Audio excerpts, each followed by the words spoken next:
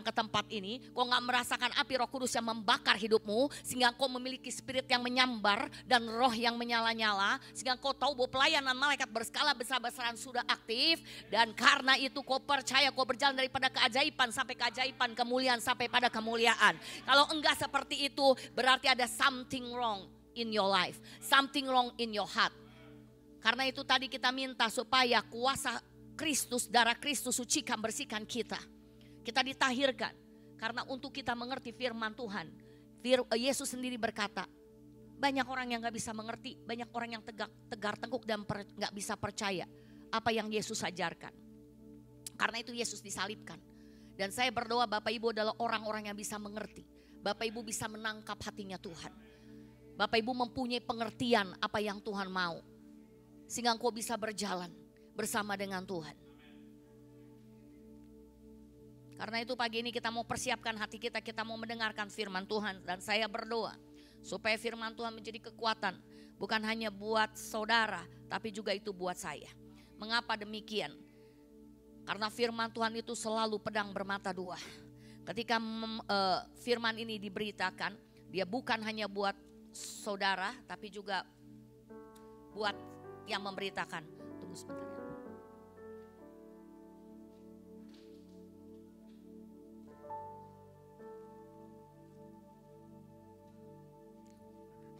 Seberapa banyak yang boleh bawa Alkitab boleh lambaikan tangannya tinggi-tinggi.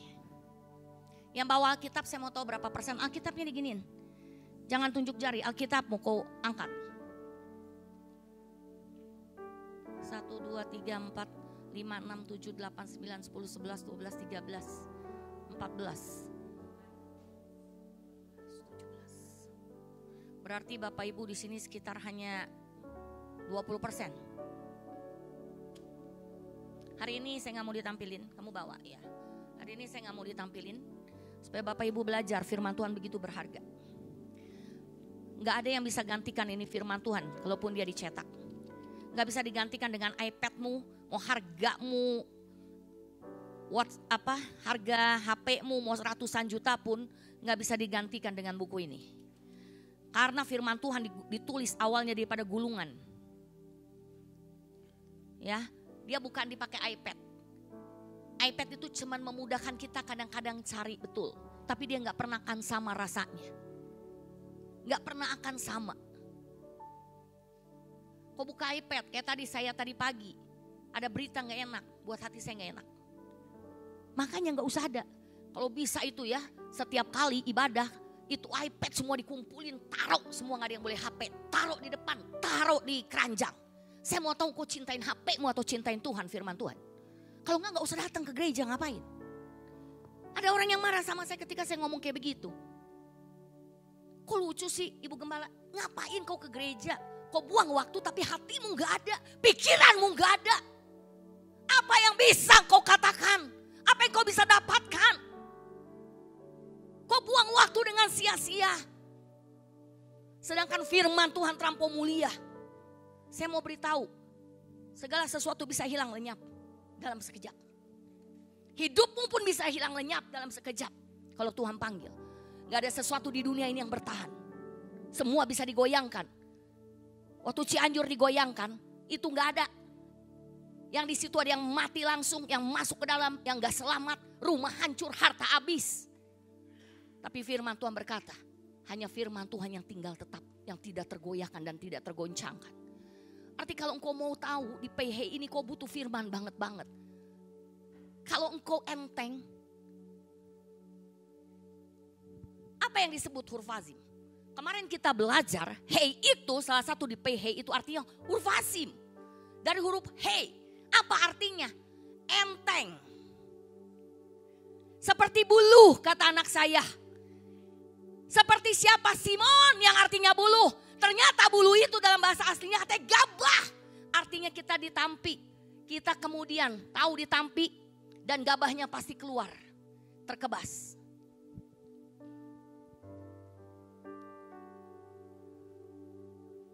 Kalau hari ini kau huruf azim. Kau enteng. Apa sih yang membuat kau enteng? Apakah karena kau miskin? Apakah karena engkau orang yang berdosa? Apakah engkau orang yang gak sempurna? Apakah engkau tinggal di pinggir jalan? Apakah karena engkau bukan konglomerat? Bukan. Timbangan huruf asim adalah timbangan bagaimana engkau mengasihi, mencintai firman Tuhan. Bagaimana engkau hidup sesuai dengan firman Tuhan. Karena bulir-bulirmu itu yang memberatkanmu.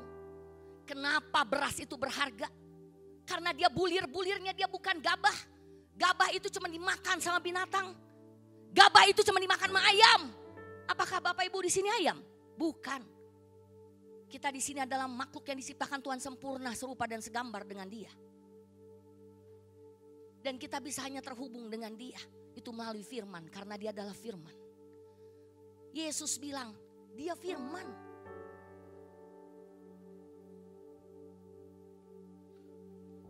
Saya berdoa supaya Bapak Ibu gak enteng lagi hidupmu. Saya berdoa supaya Bapak Ibu mengasihi Tuhan lebih daripada apapun juga. Karena salah satu di PH bukan face to face, tapi heart to heart.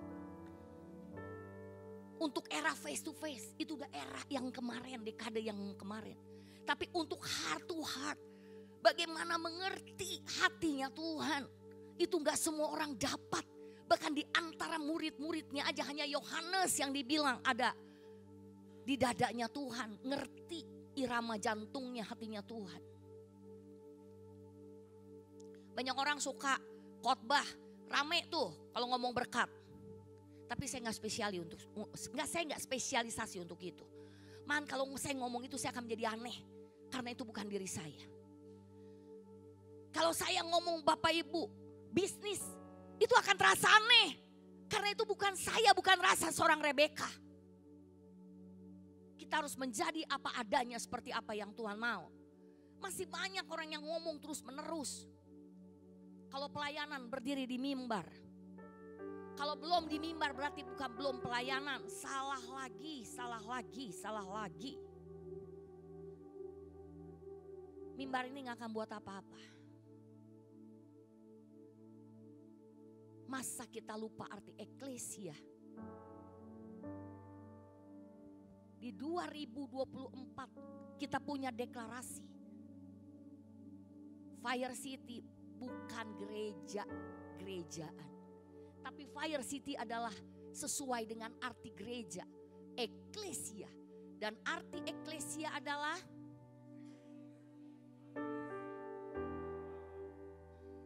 ulang sekali lagi, eklesia.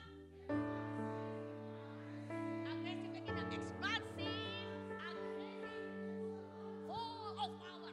Ayo semuanya 2, 3, eklesia.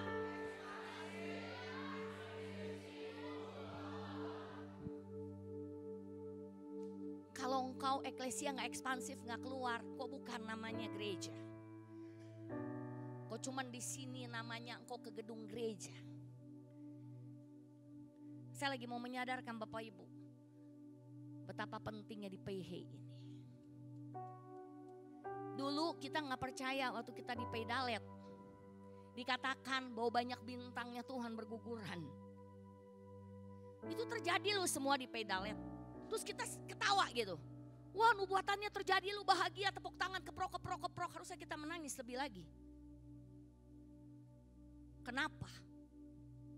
Artinya musuh kita di Dalet, kita tahu si D, dia ngambil kesempatan untuk itu. Ingat gak Rara ngebawain tentang Red Dragon? Bagaimana dia punya ekor menarik sepertiga bintang. Tapi kemudian apa yang kita lakukan? Kita dengar, keren loh. Keren loh khotbahnya. Wow, seram. Bukan itu Bapak Ibu, itu gak cukup. Tapi bagaimana roh kita waspada. Melihat bahwa ini benar-benar ini udah zaman akhir. Saya sedih. Waktu itu terjadi saya sedih. Berapa hamba Tuhan mau ditarik ke bawah, dihabisin. Itu di Dalet. Hari ini di PH. Kita belum lihat loh Apa ini musuh-musuh kita di PH? Berkatnya udah ada, deklarasi setiap hari 20. Keren. Saya aja itu seneng. Betulan, serius. Saya ngelihat seperti itu, saya itu dibangkitkan banget. Setiap kali saya lemah, saya selalu perkatakan deklarasi itu. Tapi sayangnya, kadang-kadang kita jadikan itu hanya sekedar kata-kata mutiara. Kita jadikan itu semen pemanis buat telinga kita. Tapi bukan itu yang mau saya bawakan hari ini. Saya mau bawa tentang di PH, itu ada salah satu yang namanya dicatat di Alkitab. Mau tokoh antagonis atau tokoh baik namanya dicatat di Alkitab. Saya gak berbicara soal Herodes. Gak tahu Tuhan kasih saya ini. Sebenarnya ini bukan jadwal saya. Ya, biarin aja dia mau 2 kali. Saya mah gak kepengen. Saya mau nyantai. Gak kepengen saya bawain firman Tuhan. Tapi karena dia bilang dia mau bikin 150 untuk memberikan pesan Tuhan. Memberikan hadiah nanti buat yang datang. Buat saya itu gak mudah. Saya mengerti dia perlu waktu banget. Perlu banget diambil waktu. Dan waktu sudah semakin dekat. Jadi kita harus berbagi tanggung jawab. Di kita itu semua berbagi tanggung jawab. Bapak Ibu di Fire City berbagi tanggung jawab. Musik anak saya yang gede. Bagian ini anak saya yang terakhir. Bagian khotbah, bagian untuk profetik segala macam anak saya yang kedua. Bagian pengembalaan suami saya. Bagian perang itu saya. Ngelawan orang, ngelawan yang kurang ngajar, yang lawan apa. Musuh-musuh segala macam hadapin saya. Ini lagi ngomong serius betul Bapak Ibu. Tapi karena dia punya tugas yang penting. Gak gampang. Bikin 150.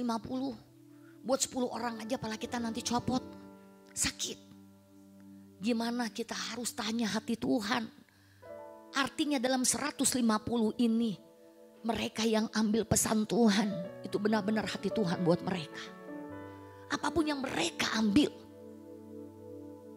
Itu adalah pesan Tuhan secara spesifik buat pribadi lepas pribadi. Hari ini saya mau berbicara karena waktu itu saya dibilang gantiin. Saya juga udah bilang wah ini anak bener-beneran. Ya kenapa ngomongnya lagi. Saya udah mau poin yang lain Bapak Ibu. Serius banget. Tiba-tiba Tuhan kasih satu. Roh Kudus bilang Hagar. Saya gak mau. Ngapain lah lagi bosi Hagar. Saya gak ngerti. Saya gak mengerti. Tapi kemudian saya renungkan tentang Hagar sampai pagi. Ada sesuatu kejadian saya baru ngerti. Wow. Saya mau beritahu Bapak Ibu di Hey ini salah satu berbicara soal Hagar. Kalau Bapak Ibu tahu siapa Hagar, nanti kita akan baca bersama-sama dan kita akan mengerti mengapa seperti itu. Mengapa bisa seperti itu. Yuk kita baca di Kejadian 16 Hagar dan Ismail. Ya, kita mau baca bersama-sama. Ayat pertama. 2, 3. Kejadian 16.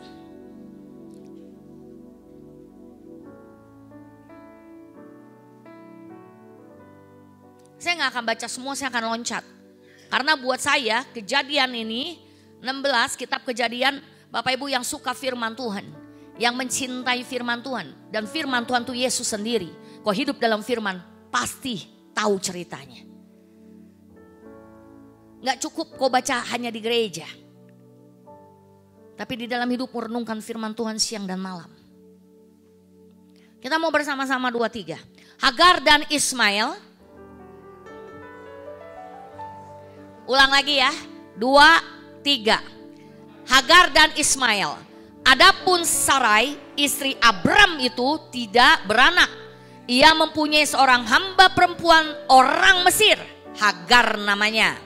Jadi dia orang apa? Orang Mesir. Siapa namanya? Hagar. Berkatalah Sarai kepada Abraham. Lanjut, ayo semua. Engkau tahu Tuhan tidak memberi aku melahirkan anak. Karena itu baiklah hampirlah hambaku itu. Mungkin oleh dialah aku dapat memperoleh seorang anak. Dan Abram mendengarkan perkataan Sarai. Jadi Sarai istri Abram itu mengambil Hagar hambanya orang Mesir itu. Yakni ketika Abraham telah 10 tahun tinggal di tanah Kanaan. lalu memberikannya kepada Abraham suaminya untuk menjadi istrinya. Abram menghampiri Hagar lalu mengandunglah perempuan itu. Ketika Hagar tahu bahwa ia mengandung, maka ia memandang rendah akan nyonyanya itu. Jadi Bapak Ibu, ada berapa yang harus nanti diboltin, ya, perlu untuk Bapak Ibu untuk kasih stabilo. Lalu berkatalah Sarai kepada Abram, penghinaan yang kuderita ini adalah tanggung jawabmu. Akulah yang memberikan hambamu ke pangkuanmu. Tetapi baru saja ia tahu bahwa ia mengandung, ia memandang rendah akan aku. Tuhan kiranya yang menjadi hakim antara aku dan engkau. Kita sampai sini. Kita sampai sini dulu Bapak Ibu. Kita tahu bahwa Hagar ini adalah budak Mesir. Ya. Dan apa yang terjadi? Yang pertama, hati-hati di PH ini, kalau engkau bukan Hagar, tapi kalau engkau Sarai, orang yang percaya, tetapi engkau punya satu hal. Engkau selalu melihat kenyataan dan bukan kebenaran. Kenyataan bukan kepercayaan. Hati-hati di Hei ini, karena apa yang terjadi? Kalau di Hei engkau masih melihat apa yang kau lihat secara matamu, kenyataan. Kenyataannya aku sakit, kenyataannya aku menderita, kenyataannya aku gak punya uang, kenyataannya aku mandul, kenyataannya proyekku lagi susah, kenyataan dunia lagi gini. Itu kenyataan, betul Bapak Ibu. Itu betul kenyataannya seperti ini. Seperti seorang tukang kue, ya, yang DS. Tiba-tiba dia datang gak ceria seperti biasanya. Dia bisa ketemu dengan saya, tanya suami saya yang dia omongin pertama kali. Udah dia tanya, Om, Tante Rebecca, dia hafal terus nama saya. Om, Tante Rebecca mau beli ini gak beli ini. Tapi sambil dia mukanya beda, gak ceria, sambil dia ngasih makanan bungkus yang kita beli, masukin, tak kasih. Itu suami saya minta plastik. Dia tiba-tiba ngomongnya seperti ini. Tante, sekarang sulit Om cari duit. Gak kayak dulu. Kata orang nanti kalau zaman Prabowo kita gampang ya cari duit. Yang dilihat manusia. Ini orang Kristen ya, ini orang Kristen, ini anak. Dia DS ya. Dia bukan seperti anak biasa. Tapi Bapak Ibu gak menang dari dia. Karena dia keliling, dia rajin cari uang. Belum habis dia gak pulang. Dia bisa jalan jauh. Bukan persoalannya di situ. Waktu saya dengar begitu, ternyata setiap kilas kita sudah terkontaminasi. Dengan apa? Dengan prediksi-prediksi bisnis ekonomi. Betul, dunia resesi. Betul, cari uang susah. Betul, toko yang banyak yang bangkrut. Betul. Itu buat orang dunia. Tapi buat kita enggak pernah kita seperti itu. Karena Tuhan menjanjikan ketika resesi justru kau resepsi. Itu firman Tuhan yang harus kita pegang. Mazmur 23 itu menjadi kekuatan kita. Kita duduk sehidangan dengan Tuhan di hadapan lawan-lawan kita. Siapa lawan kita? Prediksi dunia. Siapa lawan kita? Orang-orang yang gak percaya. Orang-orang yang gak beriman. Saya langsung ngomong seperti ini. Saya ngomong langsung. Kita gak usah pikirin pemerintahan. Gak usah. Kamu berdoa. Karena kamu punya Tuhan yang hebat. Punya Yesus. Saya gituin. Gak usah pikirin siapa mau presidennya siapa. Karena kau punya jalur dari presiden di atas presiden. Dari raja di atas segala raja. Dari Tuhan di atas segala Tuhan. Ya saya ngomongnya gak kayak gitu Bapak Ibu. Ya gak kayak gitulah, itu nanti semua orang liatin saya, emang saya lagi khotbah. Tapi saya depan Bapak Ibu memberikan tekanan. Saya cuma ngomong gitu, kamu berdoa. Kamu percaya Tuhan Yesus, dia sanggup gini-gini. Saya ngomong kayak gitu, ya dia dibangkitkan. Iya, dia bilang betul, doa ya. Iya, itu yang harus kamu pegang. Jangan kamu lihat, jangan kamu pikirin, aduh udah susah, cari duit susah. Semangat, Kamu semangat, kamu berdoa, kamu lakukan. Saya cuma ngomong gitu. Gak lama, datang 2 engkau-engkau. Dia langsung tawarin lagi. Saya pikir di si engkau pelit. Makanya kalau engkau anak Tuhan gak bisa. Kau melebihi setiap mereka, kau gak menjadi kesaksian. Di basing kongko itu, kamu di sini terus gini pakai panjang lebar. Kok kamu bisa tahu sih di mana aja kamu bisa cari? Karena dia udah sering. Saya sering kan ketemu kamu. Tapi hari ini saya nggak mau beli. Saya pikir kejam ya. Langsung ngomong kayak gitu. Hari ini saya nggak mau beli. Kata Singko dengan santai. Hari ini saya nggak mau beli. Dia udah down. Mukanya tuh udah kayak gimana ya? Lemes. Saya kan perhatiin terus karena menarik tadi dia baru cerita sama saya seperti itu. Tapi memang Tuhan dahsyat. Saya gak mau beli. Tapi saya mau kasih kamu. Dia keluarin uang dari dompet dia. Dia ambil 50.000. Saya gak mau beli tapi saya mau kasih kamu. Dia terbelalak.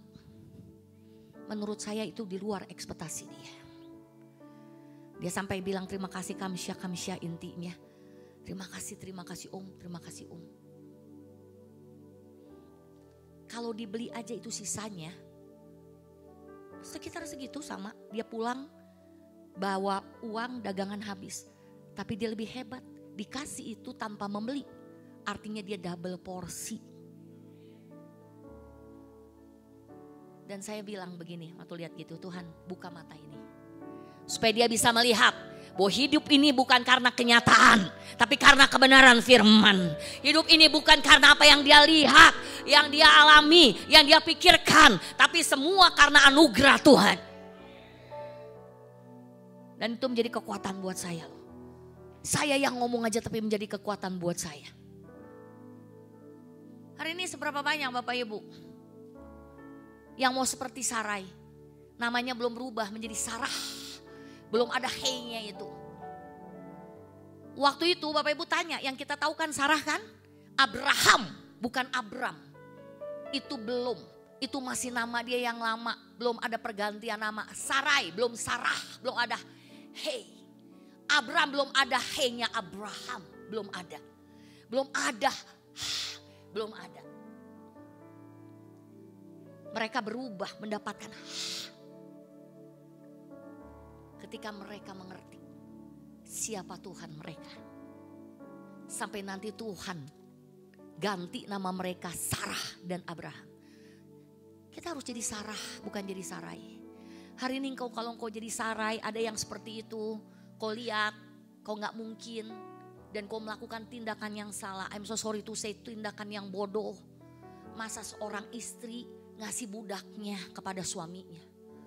Orang kita gak mau dimadu, dia memberikan diri untuk dimadu. Madu saya. Biarin apa, gak apa-apa saya dimadu. Tapi lihat apa yang terjadi. Nomor 1 ya, kalau engkau sebagai Sarai, kita bukan Sarai, kita Sarah. Kita gak akan melakukan hal ini di hey ini. Ya, jadi fakta apapun juga di hey, ingat. Ya, ingat. Angin itu artinya tidak terlihat. Tapi angin itu adalah Roh Kudus. Kalau engkau bisa lihat angin enggak? Enggak. Tapi kau percaya enggak angin itu ada? Kalau engkau selama ini mesti ngelihat angin, kau enggak akan percaya angin itu ada. Kita enggak perlu lihat bentuk angin seperti apa. Tapi kita bisa tahu bahwa angin itu ada. Kita percaya. Kita enggak perlu melihat, tapi kita percaya bahwa angin itu ada. Kita beri tepuk tangan buat Tuhan Yesus. Itulah hey Bapak Ibu. Kemudian Bapak Ibu, saya mau cepat aja ya. Kayaknya ngap juga. Saya ini rehat dahak lagi banyak nih. Aduh kalau setiap malam ini ngaco. Oke, hey itu artinya hembusan angin. Ingat, dengar baik-baik. Angin yang keras, angin yang kencang, badai akan datang. Setiap kita lihat angin kencang, angin yang keras, badai mau datang. Tapi di Peihei ini itu bukan bagian kita.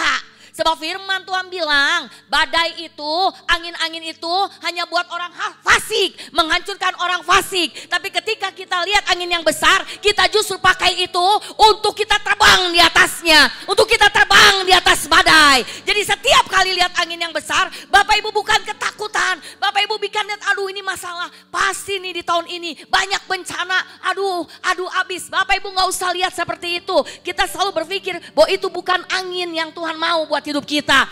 Itu justru angin yang membuat kita terbang lebih tinggi.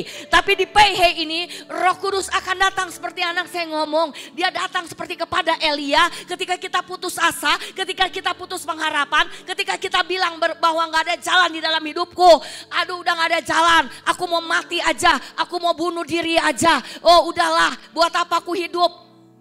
Ya aku udah cukup. Aku udah kalahin si Nabi Baal. Udah cukup Baal-Baal aja aku udah kalahin. Aku udah potong mereka, aku udah seret. Lihat aja jumlahnya betapa banyak itu. Aku sendirian loh. Saya gak mau bahas tentang Elianya. Tapi bagaimana Tuhan datang kepada Elia. Karena Hei itu berbicara itu. Ketika angin besar datang, gak ada Tuhan di sana. Ketika badai datang gak ada Tuhan di sana. Karena ketika badai datang pasti Elia lebih ketakutan. Pasti Elia lebih kehantam sama badai. Dia gimana mau terbang tinggi. Gimana dia punya iman. Sedangkan dia lagi kepengen mati. Sedangkan dia kepengen. Udah gak ada harapan. Gak punya tenaga. Bapak Ibu tahu orang yang stres berat? Udah pernah stres berat di sini? Siapa yang boleh lambaikan tangan yang stres berat? Mau tahu, mau ngomong aja gak mau. Itu nomor 1. Kalau Bapak Ibu halamin depresi, stres berat, mau ngomong aja gak mau. Ditanya apapun gak mau. Gimana kalau badai yang datang? Boro-boro badai. Gak mau. Tambah diginiin, kenapa? Kamu kenapa Ra? Lu stres? Stres ya? Lu gak boleh stres, tambah dia stres, gila dia. Serius, kalau waktu Elia, Tuhan Roh Kudus datang seperti itu. Malahan dia cepat-cepat mau mati. Karena itu kencangnya seperti itu, itulah Isabel yang mengintimidasi dia. Seperti angin yang ribut, angin yang kencang. Lihat. Dia gak bertemu Tuhan. Tapi dia bertemu Tuhan ketika angin sepoi-sepoi datang. Kenapa? Karena ketika jiwa kita remuk, ketika kita di dalam benar-benar kita udah gak tahu jalan keluar, kita butuh cukup 1. Angin sepoi-sepoi yang gak banyak bicara, tapi dia cuman bilang, bangkit tugasmu belum selesai. Bangkit tugasmu belum selesai. Bapak Ibu bisa nangkep yang saya ngomong? Ketika kita dalam depresi, ketika kita hopeless, kita segala macam, Bapak Ibu ketemu orang yang cerewet, nyong. Kita benar jadi nyong, kita jadi monyong. Benar Bapak Ibu coba. Stres kita hanya. Kamu salah. Kamu sebagai suami kayak gimana sih? Pantas istri kamu begini. Karena kamu sebagai suami gini. Tuh suami tinggal benar-benar. Coba suami-suami yang lagi stres datang ke rumah istrinya bawel. Dia tinggalin. Gak mau pusing gue tinggalin aja. Gue lebih baik ngopi, lebih baik gue mabok, lebih baik gue minum bir. Gak dengar suara berisik. Orang lagi ngalamin seperti itu. Dia butuh suara yang benar-benar bisa menguatkan hidup dia. Jadi Bapak Ibu mau jadi suara yang mana? Istri-istri kalau suami lagi begitu, kau mau jadi suara yang mana? Kau mau jadi angin badai yang tambah menghancurkan? Atau kau mau jadi angin sepoi-sepoi yang buat dia tertidur dulu? Buat mereka tenang, udah Pak tidur aja Pak, ya dicopotin bajunya, digantiin jasnya, pakai baju tidur Pak. Kalau dia lagi lemas sampai nggak bisa nggak apa-apa, kau layanin kayak bayi, ya. Kalau perlu engkau kasih waslap, biar dia tertidur, supaya dia bisa tenang pikirannya, supaya dia bisa dalam damai sejahtera, supaya dia merasakan damai sejahtera. Bapak Ibu bisa ingat Hei, ini yang kita perlu lakukan. Kemudian apalagi Bapak Ibu, saya suka banget dengan perkataan angin sepoi-sepoi. Karena itu berarti ketenangan. Mau tahu nggak yang saya suka apa? Siapa yang tahu? Saya punya kata-kata yang saya suka selain as for me and my household will serve the Lord. Itu buat keluarga, tapi buat saya pribadi saya punya. Siapa yang tahu?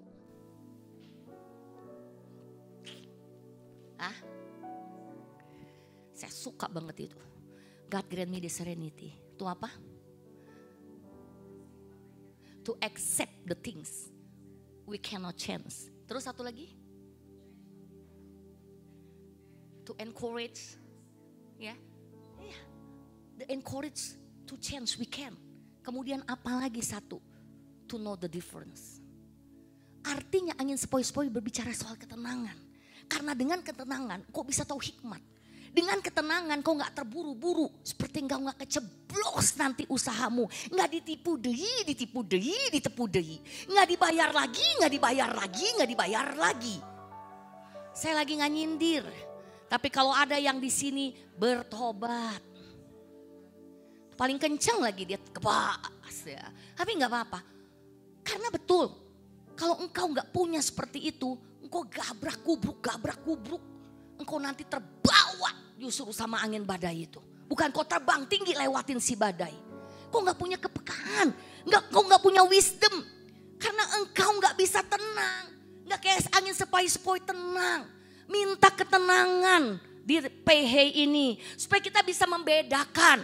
Kita mau menerima semuanya karena Tuhan bilang engkau gak lawan. Gak boleh lawan anakku. Atau kita harus punya kekuatan untuk ngubah itu. Di PH ini kita punya hikmat, punya wisdom. Karena kita tenang untuk mengetahui apakah kita harus rubah, kita rubah ini keadaan. Atau kita harus terima ini keadaan. Kalau kita harus merubah keadaan, kita minta supaya kita punya kekuatan. Tapi kalau kita harus menerima ini keadaan, kita minta ketabahan. Tapi yang lebih penting adalah wisdom. Kita tahu ini kapan kita menyerang, kapan kita bertahan. Kapan kita mau duduk tenang atau kita mau perang ke medan perang. Itu saya suka banget. Ini saya kalau dengar kata-kata ini menenangkan saya. Oke. Kemudian saya mau, Sarah itu terkena angin ketidakpercayaan. Karena dia melihat keadaan bukan melihat yang tidak terlihat. Dia melihat apa Bapak Ibu? Dia melihat problem. Dia gak lihat lagi janji Tuhan. Dia gak lihat lagi, dia gak ingat apa yang Tuhan katakan. Ketika waktu berlalu, ketika 10 tahun lewat. Ini berapa tahun ya? Ini Abraham umur berapa? 80 ya, tadi dikatakan ya. Nih kita baca lagi deh. Bapak Ibu gimana? Ismail telah mendengar seorang aku membuat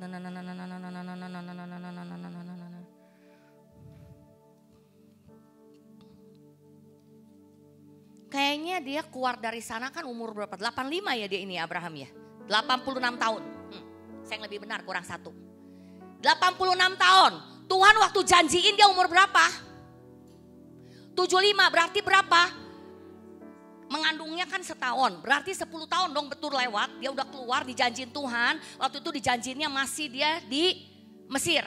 Kemudian dia pindah, dia masuk ke tanah Kanaan. Dia gak kuat sesudah 10 tahun. Dia gak kuat. Dia bilang lama banget 10 tahun. Lama banget 10 tahun. Lama banget 10 tahun. Kau jangan lihat lama banget. Setiap kali kau pegang janji Tuhan. Jangan bilang lama banget. Lama banget. Itu maka akan lama. Bikin keropos imanmu. Yang kau harus pikir, yang lihat adalah janji Tuhan. Sudah aku terima. Sudah aku terima. Sudah aku terima. Sehingga kita gak lost iman kita. Sehingga gak seperti Sarah dan berakibat fatal. Kemudian apa yang Sarah lakukan? Dia panggil si Hagar. Dia belum tahu spirit Hagar seperti apa.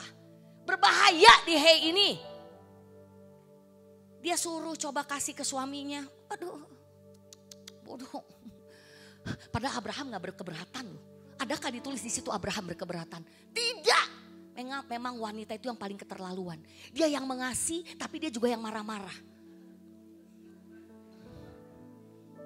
Udah Pak gak apa-apa. Papa pergi aja lah. Itu tuh sama si bos itu. Makan-makan lah. Yang penting nanti cuan lah. cuannya mau ya. Benar kita mau cuan, kita yang kasih, kita izinin. Ternyata kan di sana kan ketemu perempuan-perempuan. Kita habis gitu marah-marah, ngamuk-ngamuk. Karena kita gak percaya janji Tuhan. Tuhan sanggup berkati kita, gak usah pakai cara seperti itu. Tuhan sanggup berkati kita, gak perlu pakai cara seperti itu. Akhirnya dia kehilangan momentum. Sini. Ini pakai aja, ambil. Kita lihat nih lagi sosok, hati-hati. Apakah kita Sarah? Sebenarnya spirit Hagar bisa kena karena kita yang memulai. Dan kita mau coba mengakhiri tapi gak bisa, terlambat. Akhirnya dia gak percaya sesudah 10 tahun. Sehingga problem, masalah itu datang. Dan dia harus menerima konsekuensinya. Ini artinya yang harus kita hadapi Bapak Ibu. Bapak Ibu bertanya di dalam dirimu, apakah engkau seperti Sarai? Apakah engkau seperti ini? Kita harus berwaspada, kita harus berjaga-jaga. Ya, karena nanti selanjutnya konsekuensi adalah keturunan Hagar Ismail gak berhenti-berhenti perang dengan keturunan Abraham sampai hari ini. Konsekuensi yang dibuat salah oleh Sarah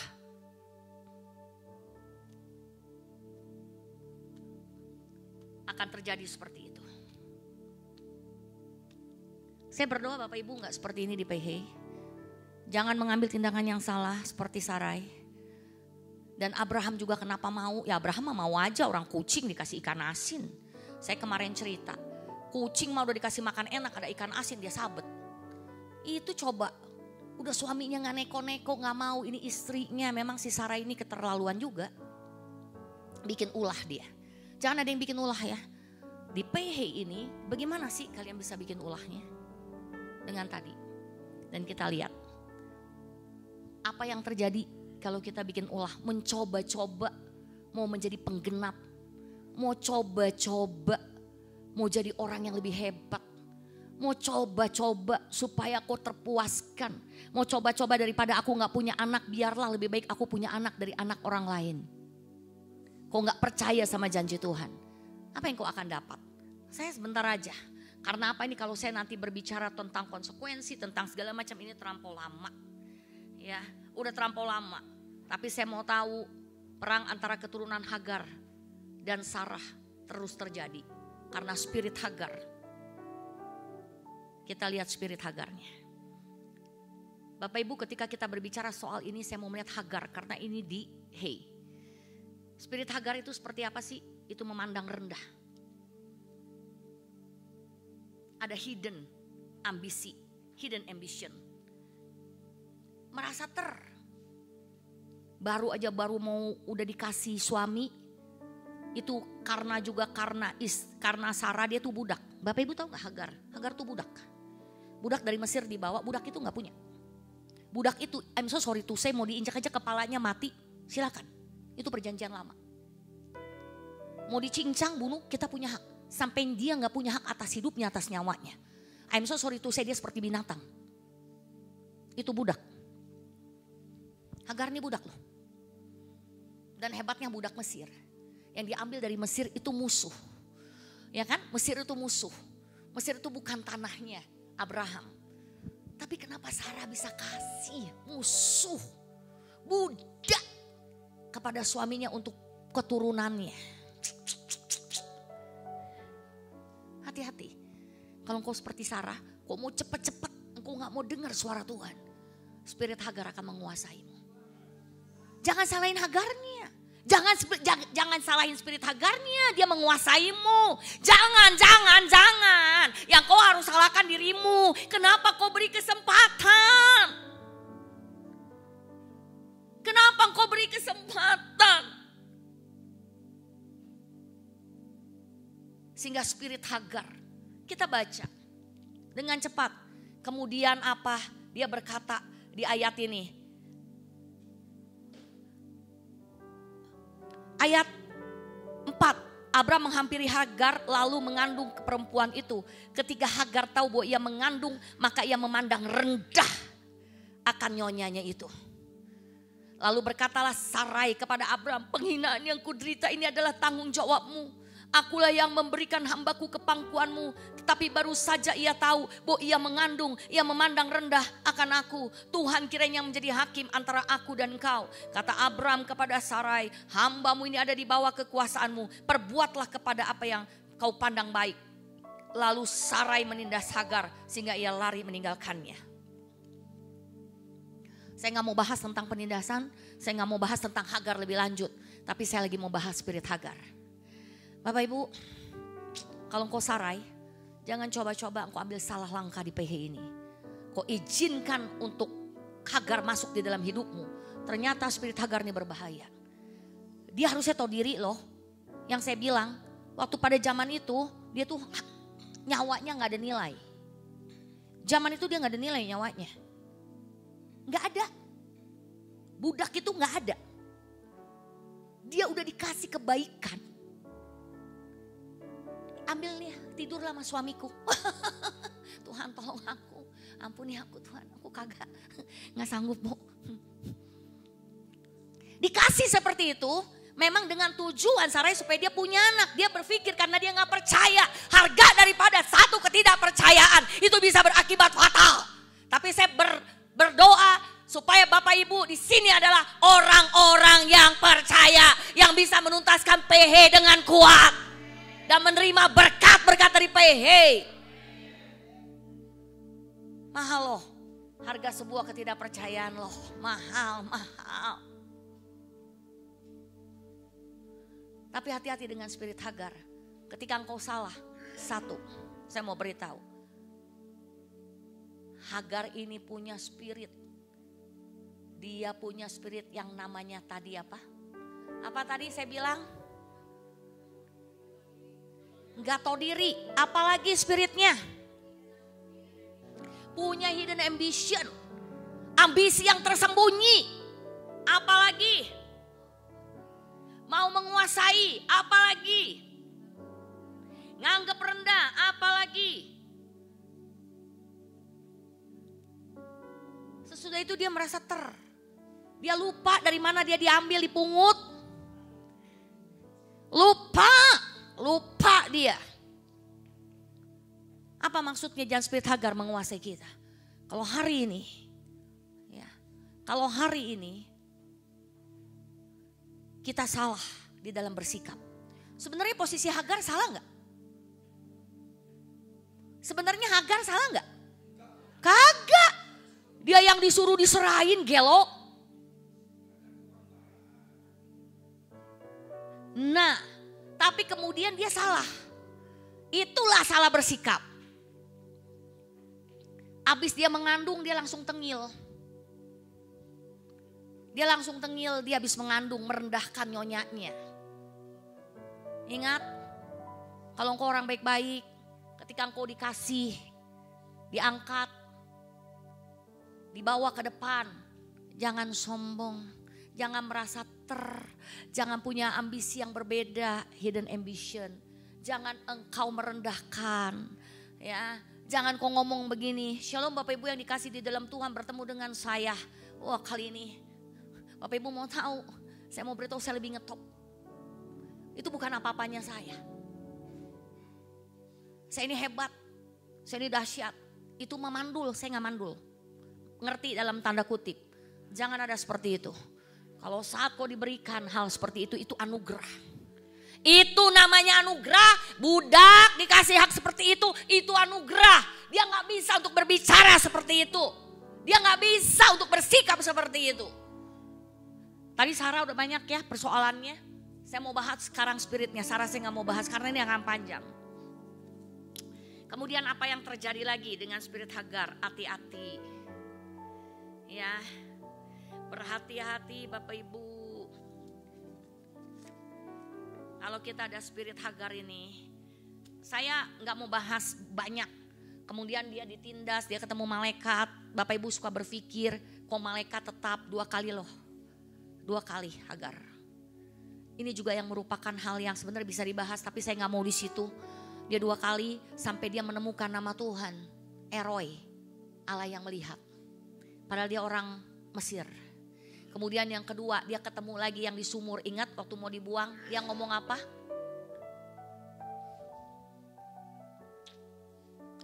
Udahlah, tapi saya gak mau bahas itu. Saya gak mau bahas itunya. Tapi saya mau bahas tentang bagaimana kita berhati-hati. Sarai yang memulai. Sarai yang harus mengakhiri. Dan dia terima itu semua. Tapi kalau andai kata budak itu seperti Hagar. Mestinya dia tahu batasannya apapun juga. Dia mesti tahu batasan dia. Itu semua karena anugerah, budak itu gak punya hak. Ya, saya gak mau bahas ketika malaikat itu datang. Enggak. Tapi yang saya mau bahas adalah ujungnya. Bapak Ibu, menurut saya ada punya conclusion. Punya kesimpulan saya di kedua. Spirit Hagar ini seperti apa. Tapi saya mau tahu Bapak Ibu. Menurut Bapak Ibu, Spirit Hagar itu ujungnya gimana?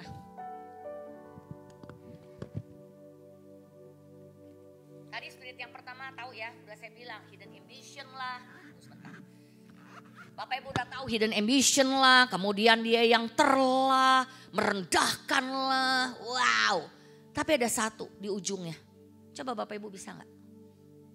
Saya mau tutup dengan itu. Kemudian kejadian lagi, Sarah melakukan yang sama. Ketika anaknya seperti itu, tapi memang Tuhan campur tangan. Di situ ada intervensi daripada Roh Kudus dan Abraham akhirnya usir dia. Betul? Usir dia sampai dia buang anaknya, kemudian malaikat datang, dia menemukan, disuruh minum segala macam dan janji Tuhan tetap digenapi. Sampai hari ini janji Tuhan digenapi. Mau ngomong kekayaan, mau ngomong bangsa, itu Tuhan genapi semua. Tuhan gak peduli itu karena dia Allah yang setia. Dia Allah yang hidup. Tapi mau tahu gak apa yang terjadi dengan spirit Hagarnya?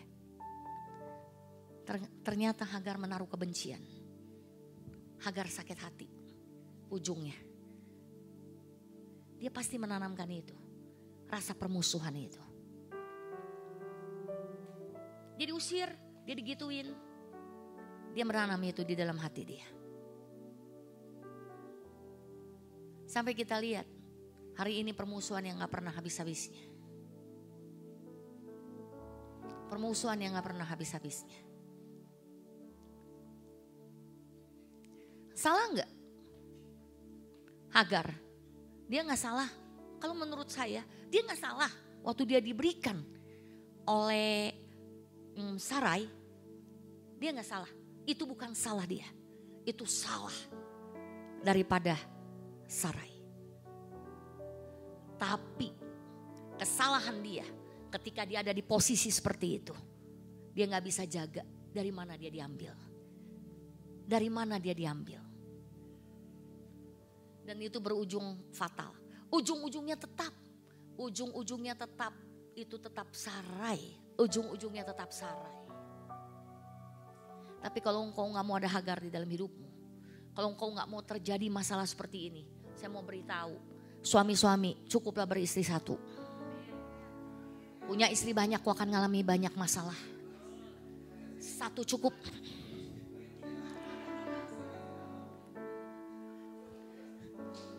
Istri-istri jangan seperti Sarai. Kau jadi istri yang bisa membangun suamimu. Istri yang selalu percaya kepada Tuhan. Istri yang membuat suamimu ada di pintu gerbang. Kalau istri gak bisa begitu. Kalau sampai suamimu nanti kau kasih si Hagar, jangan salahin. Karena saya mau beritahu Hagar tuh pasti bermasalah banyak. Karena perbuatan Sarah, dia izinkan itu. Itu akan rumit. Bapak Ibu, I'm so sorry to say di sini ada yang punya istri dua, boleh lambaikan tangan. Supaya kita mau jadi itu, ada gak yang punya istri dua? Supaya kita mau jadi ini, kita mau apa tuh namanya belah. Kita mau tanya, ya bener gak sih seperti ini kalau istri dua ini ribut begini kejadian atau aman-aman aja gitu. Wah istri pertama senang, bahagia loh, gak apa-apa gitu kan. Wih gue bahagia. Ya, jadi ada istri satu, istri dua gitu kan. Hari ini ke dia, hari ini. Daud aja menderita loh. Daud kesalahannya menderita banget. Bohong. Karena Tuhan bilang, saya gak mau bahas perjanjian baru. Saya gak mau bahas perjanjian lama. Saya mau bahas tentang perjanjian baru. Perjanjian baru mengatakan pernikahan itu hanya sepasang suami dan istri yang mengarungi bahtera rumah tanggamu sampai akhir. Jangan serahkan suamimu kepada perempuan lain. Man kau buka pintu untuk itu. Kita gak merasa tapi kita sering. Nah, nanti Bapak Ibu pikirin. Kita sering tanpa kita sadari. Kita bawa suami kita dan akhirnya kita menyesal sendiri. Papa gak apa-apa, papa yang penting uang banyak. Gua mah gak apa-apa ada di madu. Yang paling penting duit. Bego. Kalau ada yang punya gitu bertobat cepet-cepet. Ya. Bertobat cepet-cepet. Ya. Daripada gitu gak usah menikah. Ya. Siapa yang di sini mau jomblo sejati gak menikah? Kan gak usah keluar statement kayak gitu. Kayak Cibertin gak usah pusing. Gak usah pusing Cibertin mah. Dia mah gak akan di madu. Gak akan. Satu aja belum punya. Gak akan di madu Cibertin mah. Lebih baik gak menikah daripada kau punya statement yang seperti itu. Papa gak apa-apa. Yang penting papa pulang bawa duit. Bodoh. Gak usah menikah. Karena engkau menikah artinya dua menjadi satu. Persoalan suamimu itu adalah persoalanmu. Persoalan istri itu adalah persoalan suami. Saya cuma tetap ngomong, mau apapun masalahnya Bapak Ibu nggak mau tahu lah. Bapak Ibu mau pakai firman A, I, U, E, J, apa saya nggak mau tahu lah. Mau buka Alkitab ini, mau tahu berkat keluarga itu datang dari mana? Dari suami dan kita ada unity. Suami kepala, ya, suami kita tunduk sama suami kita, tapi suami harus mengasihi istri. Nggak ada itu, nggak ada berkat. Bapak Ibu mau ngomong apa saya udah nggak mau pusing lah. Mau bantah saya udah gak mau pusing. Yang saya lihat berkat itu datang adalah unity. Ketika kita unity Tuhan berkati kita. Banyak sekali orang-orang yang dulunya susah. Tapi keluarga ini unity. Tuhan buat dia kaya dan luar biasa kayanya. Ketika Tuhan pulihkan Ribka dan Ishak, maka mereka dibuat kaya, hubungan mereka dipulihkan. Gak ada. Mau sejago sehebat pun apapun kau cari duit. Gak ada guna, gak ada unity. Kebahagiaan itu kaya bukan hanya soal duit, Bo. Kaya itu bahagia. Kaya itu kau terlindungi. Kaya itu kau nyaman. Ngapain kau dikasih duit 1 miliar, tiap hari dia gak pulang. Bahkan di depanmu dia bawa perempuan. Makan itu 1 miliar. Akhirnya kau stres masuk dah kayak Lim.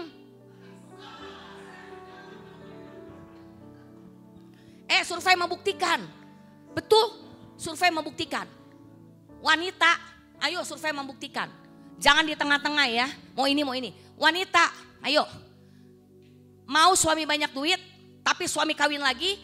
Gak usah banyak-banyak duit, tapi bahagia suaminya setia. Mau yang mana?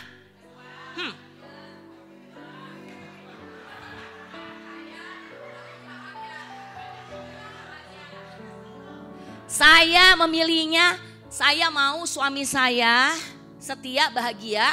Karena ketika kita bisa melewati masa-masa itu, kita pasti kaya kok. Saya pasti kaya.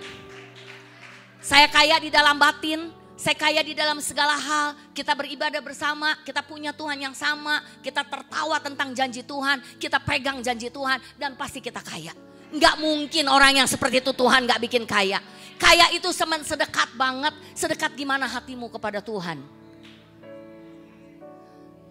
Nggak mungkin Tuhan itu jahat, tapi Tuhan mau ubah hati kita dulu.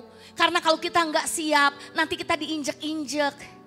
Udah kaya datang, tapi kita justru terinjek-injek nggak nikmati. Ngapain? Kemudian kita kaya, tapi kita pisah. Ngapain? Apa yang itu kita cari? Kalau gitu ngapain kita menikah? Betul nggak Bapak Ibu pikir? Coba renungkan, betul nggak?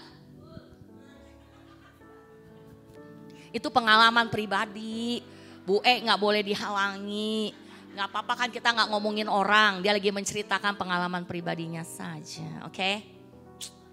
Bisa nangkep ya, saya berdoa supaya Bapak Ibu bisa mengerti hatinya Tuhan. Menurut saya, Sarai banyak nggak? Sedih. Sedih banget. Dia kenal Tuhan yang benar. Dia sampai pergi ikutin Abraham sejauh itu. Mau keluar. Ikutin suaminya dijual mau di Mesir apain pun mau. Tapi untuk harga satu penantian. Baru 10 tahun dia menyerah.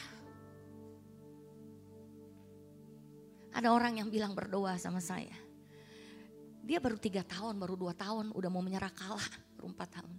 Waktu saya ceritain HKB, dia tergugu. Gak bisa ngomong.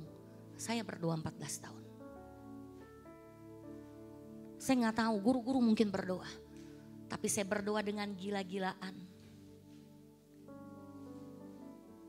Selama 14 tahun. 14 tahun. Banyak menangis, banyak. Banyak mau menyerah, kalah, banyak. Banyak saya mau memutuskan untuk seperti Sarai, ada. Kalau enggak so suci banget, so hebat banget. Tapi saya selalu ingat janji Tuhan. Saya ada di tengah-tengah orang-orang yang tepat. Guru-guru yang nguatin. Semua yang bilang mem kita berdiri sama mem. Pokoknya kalau mem mau kita tetap berdiri. Kita gak peduli. Karena saya mau masuk ke sekolah ini satu hal. Kita punya visi yang sama dari Tuhan. Karena mem bilang sekolah ini bukan sekolah untuk cari uang. Tapi sekolah ini adalah untuk kebangkitan satu generasi. Kita berdiri buat mem. Dan kita bersama-sama. Saya kuatkan, teguhkan hati saya. Pas ke tahun ke-14. Mau memasuki 14,5 tahun. Mau masuki tahun 15. Di bulan Juni. Di bulan Juni ini. HKB 15 tahun. Juni 2025. Tapi tiba-tiba suddenly. Tuhan buat anginnya berubah. Dulu itu anginnya datang ngerusak. Dibikin bencana, dibikin goyang, dibikin hancur, dibikin rubuh, dibikin segala macam. Dan saya bersyukur buat orang-orang yang ada. Salah satu adalah Pak Agus, kita juga beri tepuk tangan buat Tuhan Yesus. Karena waktu itu saat kejadian, Pak Agus itu juga ada di sana. Pak Agus itu turut. Dan yang membuat kuat, bukan hanya itu saja. Guru-guru kita beri tepuk tangan buat Tuhan Yesus. Siapa lagi yang membuat saya kuat? Karena ada orang yang selalu dukung setiap kali ada acara di HKB.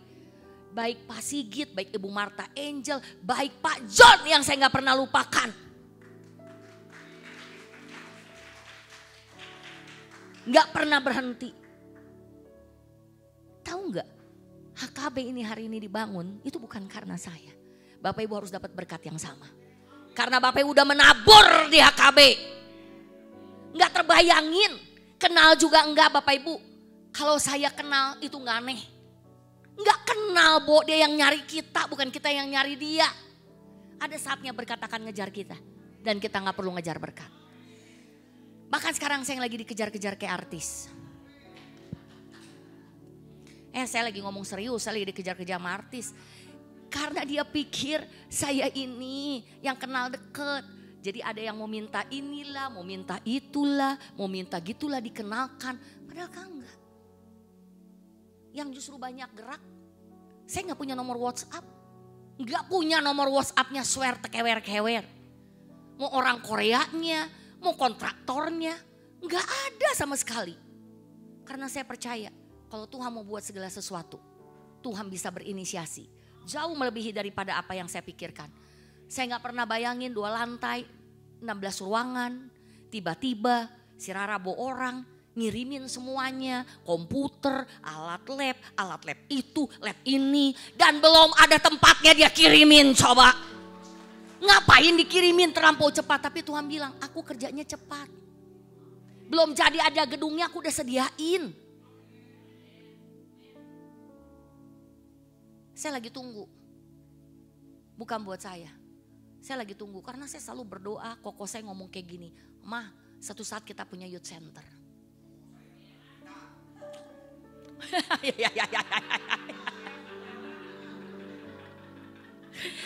Tuh, kalau manusia ya, slip intang aja Mbak dimarahin tuh.